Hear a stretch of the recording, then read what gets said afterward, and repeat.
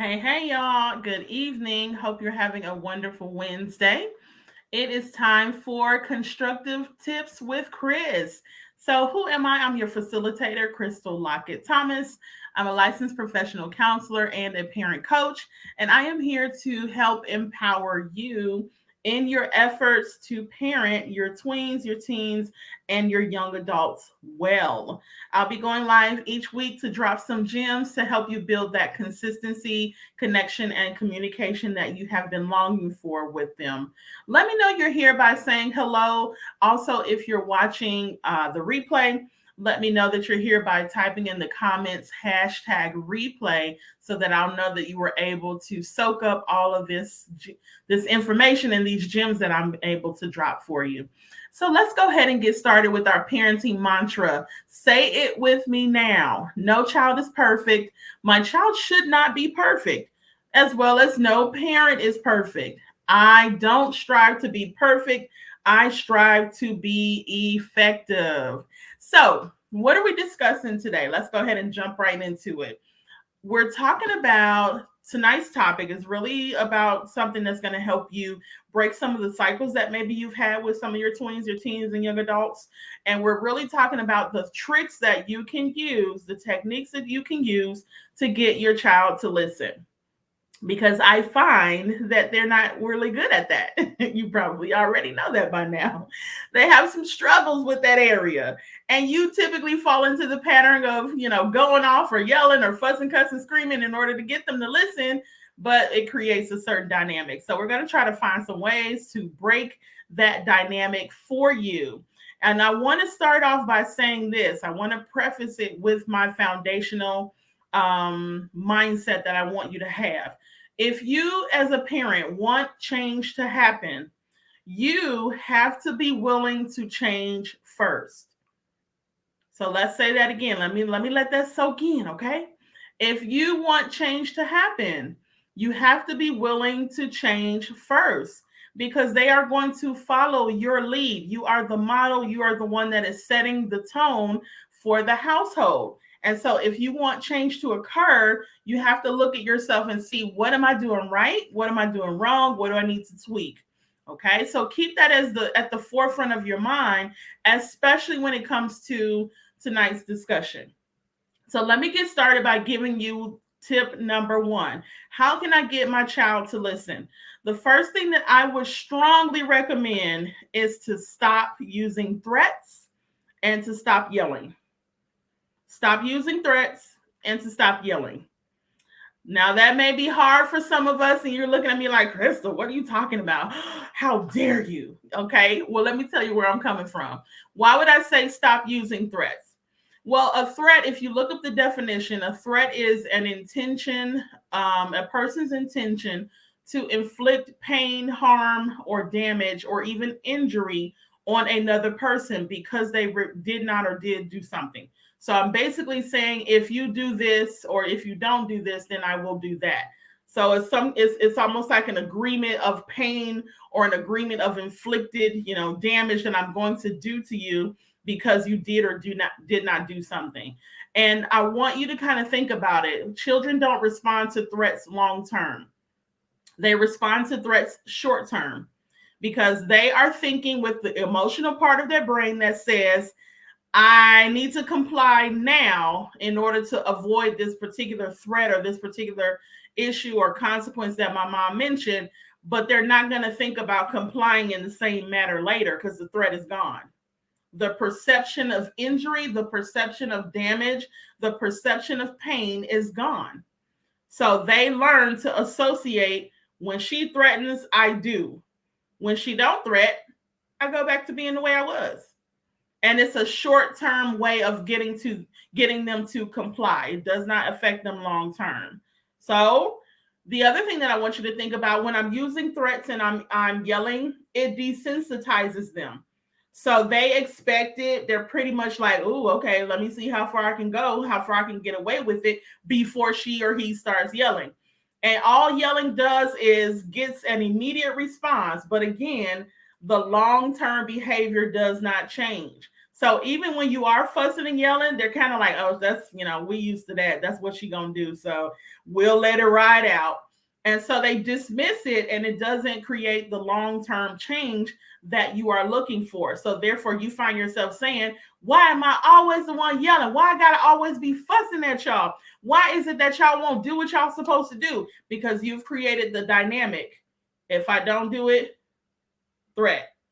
You'll threaten them. That's what the kid is saying. If they don't do what you ask them, she's just gonna threaten me, and I'll wait until the threat comes. They sometimes don't even know that they're doing that, actually, to be honest. Then the other thing is, oh, she'll just yell. It's short term, 5, 10, 15 minutes, then it's over. But it's not creating that long-term change that you are looking for. Okay. So when you teach them to respond to threats, when you teach them to respond to yelling, when you teach them to respond to extremes as far as throwing everything away, or throwing all their clothes away, or whipping out the belt, or whatever that looks like, it doesn't create the long-term compliance and the long-term change that you're trying to create. It only gets it in the moment. In order for me not to avoid the belt or avoid the phone being taken away, I'll do it. But I'm not going to do it later on because I'm not even thinking about it. I don't associate what I need to associate with change. Okay. So let's start there. Stop using threats. Stop yelling.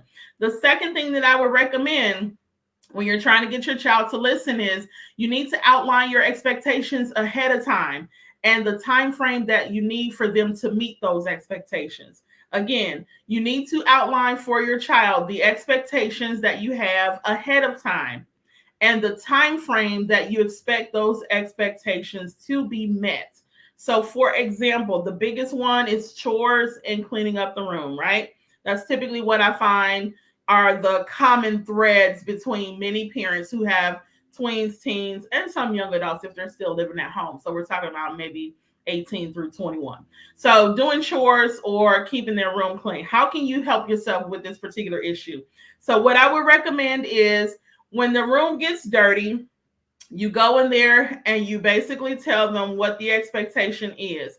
You may even assist. So I want the bed, made up every morning, and this is what it should look like. And you're modeling and showing them how they're supposed to make it up. I would like for your clothes to not be on the floor. This is how you hang up your pants. This is how you hang up your shirts so that you're organized and you won't be scrambling trying to figure out what to wear to school tomorrow. I want your knickknacks and things in a corner or in the, side of the room so that they're not all over the place, so that way you'll know where everything is. So you're going in, you're showing them the expectations, you're modeling for them what you're specifically wanting from them. And then you're also saying this room needs to be cleaned at least once a week. And I will be checking by Thursday at 7 p.m. If you have not had it cleaned by Thursday at 7 p.m., then we will have to discuss other measures, such as how are you going to do it? Or is there something that I need to, enforce as far as a consequence for not complying? But you're basically showing them how to get it done, and you're giving them the tips and the tools to do so. And sometimes, to be honest, I'm just going to be honest with y'all. There are some kids out there, and you may need to figure out what your child needs, but you may need to take a picture when the room is clean and when it looks the way that it should look and it's presentable. You may need to take a picture and say, here, this is what I want it to look like each time. And so they can tack that on the wall, or you have it in your phone as well, and they can see it as well. And they'll be able to understand, okay, this goes there, this goes there. This is what I need to do. Sometimes you may need to do that. The visual, if your child is a visual learner, that may be necessary. So you got to figure out what are those expectations that you have of them. How can you outline those ahead of time before the intended expectation needs to be met? And also, what time frame are you giving them for that intention to be met? So you might need to look at what worked versus what didn't work. And then also, figuring out how you can get that going. All right. So I would really, really, really recommend that. So you're saying your chores, your dishes should be done every Friday by 5 p.m. when I get home. If I see that they are not done and we have not had a dialogue ahead of time saying, Mom, I got a game, I'm going to get them done when I get back home, or whatever that dialogue looks like, then that says to me that you didn't do it, and therefore we will have to have a different discussion. Okay, that's number 2. Number 3, I need for you to discuss with them what their non-compliance says to you, how it comes across to you. And this is where I'm going to encourage you to use your feeling words and emotions. So for example, you may use a feeling word such as, it makes me feel dismissed, it makes me feel disregarded, it makes me feel manipulated when you don't comply or do what you're being asked to do. So you're using those feeling words because you're trying to model for them how they can get in touch with their feelings instead of, it makes me mad. That's fine, but there's deeper things under the surface as far as mad is concerned. So why we're not going to really want to use that word. Everybody can use mad, but I really need to be in touch with, it makes me feel disappointed in the fact that you're not, taking this seriously and that you're not complying with my request. So when you're using your feeling words, you want to use this in a conversation, not a lecture. Okay, because you already know when you lecture them, they're going to turn it off. So maybe in the car, when everything's cool, calm, and collected, we just kind of ride and we just, kind of chilling. Maybe I'm going to bring it up as far as back then, what I experienced in my emotions when I saw that the dishes were still in the sink. Okay, let's get away from only using mad, sad, happy, glad. Let's go a little deeper and use our emotional words with them so that they can understand how to do that as well for themselves, and also with their future partners and friends and coworkers and things of that nature. You're teaching them that assertiveness. So you may even want to, in the car, when you're telling them, how it made you feel, you might even want to use a story or a teachable moment, such as, for example, how your friend stepped on your J's and you got really, really mad and you told them that was so disrespectful and you didn't appreciate that, but then they came back and did it again and they stepped on your J's again. How did you feel when they did that? And so they'll probably say, yeah, I was mad. I was blah, blah, blah, blah. This is how I felt. I was really upset. I felt like he was being funny. I felt like he was disrespecting me. That's how I feel too when you don't, do your dishes or clean up your room or stick to the rules that we have established. So you use a teachable moment or a story. Remember that time when someone did, how did you feel in that moment?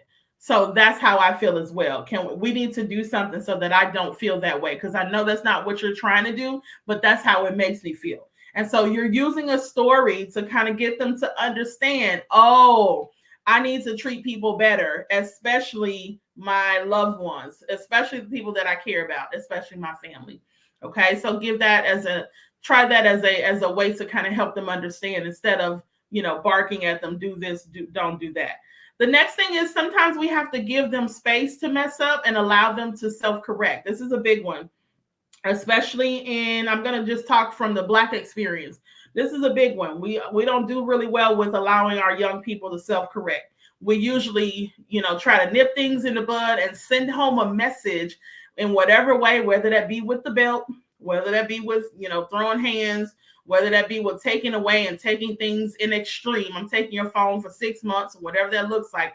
We try to send a message home to the kid that they shouldn't do this, but we don't allow them to fix their issue and show us and prove that they've learned the lesson.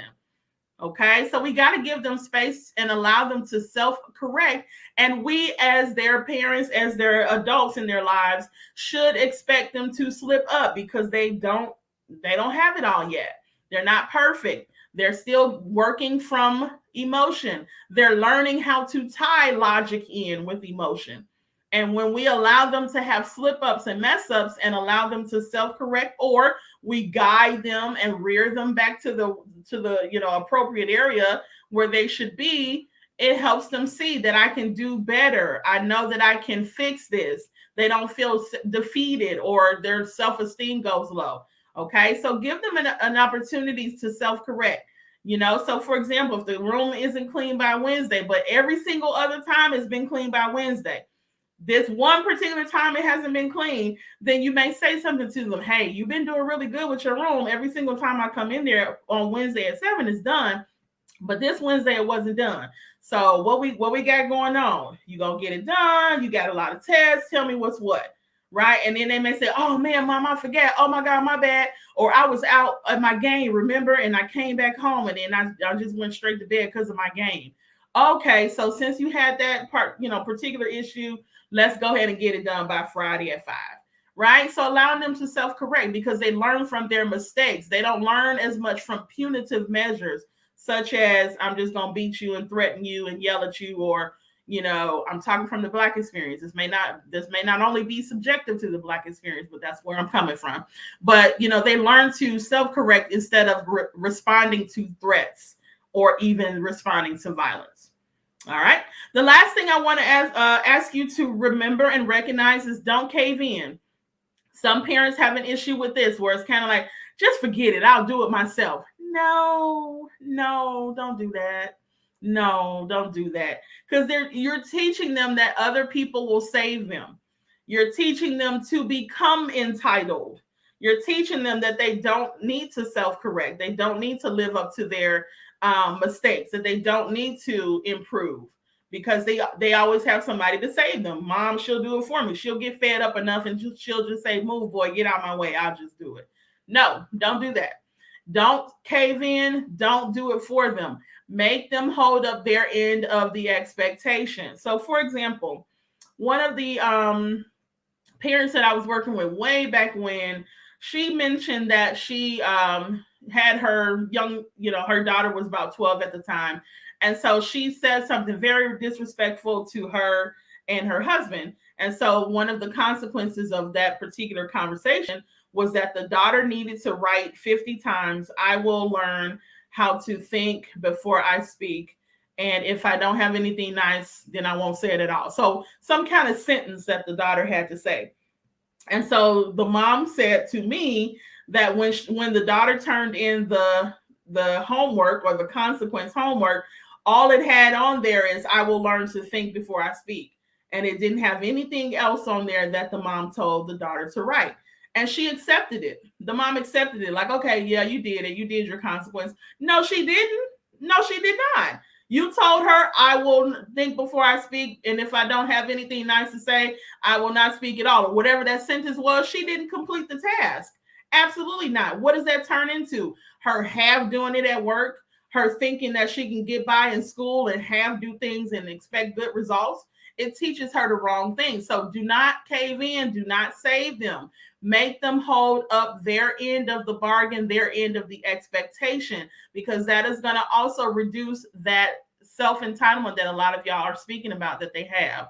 Okay. So I want you to remember these three things. Stop using threats, stop yelling, outline your expectations ahead of time, and also the time frame that you want them to meet them, and then discuss what their non-compliance says to you, how it comes across to you using your feeling words, and you utilize that as a teachable moment with stories or a conversation when everything's good.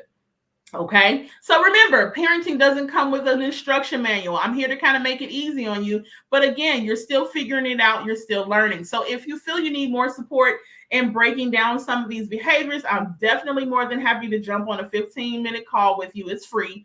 And I'll help you get some quick wins, or maybe even help you build some of that consistency, communication, and connection that you want with your tween, your teen, and your young adult. So keep me posted. Feel free to reach out. Feel free to message me if you would like to take advantage of that. Last, if you know that you need a parent coach, you just need a overhaul. You need to kind of rip the foundation up as far as how you have been parenting, because you see that it is not working, it is not effective, and you need someone to help you along the way as well as hold you accountable. I would love for you to reach out to me on that as well. If you would like for us to work together, DM me and I will send you the link for us to have a 30-minute clarity call just to determine if we're a good fit for one another. Okay. So you have those two options. Feel free to utilize them should you see fit. I would love to speak with you.